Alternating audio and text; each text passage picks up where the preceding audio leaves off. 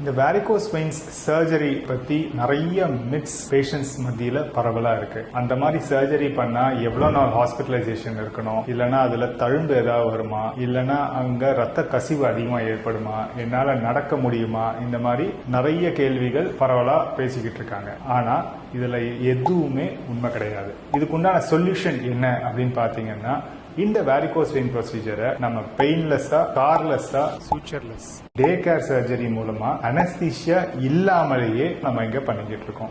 அது எப்படி பண்ணலாம் அப்படின்னா, ரெண்டு வகைகளா பண்ணலாம். ஒன்னு லேசர் மூலமா பண்ணலாம், இல்லைன்னா க்ளூ. அதுதான் latest treatment for varicose vein. So இந்த லேசர் மூலமா பண்ணும்போது ஒரு சின்ன நீடில் மூலமா மினிமலி இன்வேசிவா நம்ம இந்த வேரிகோஸ் வெயினை சரி பண்ணிடலாம்.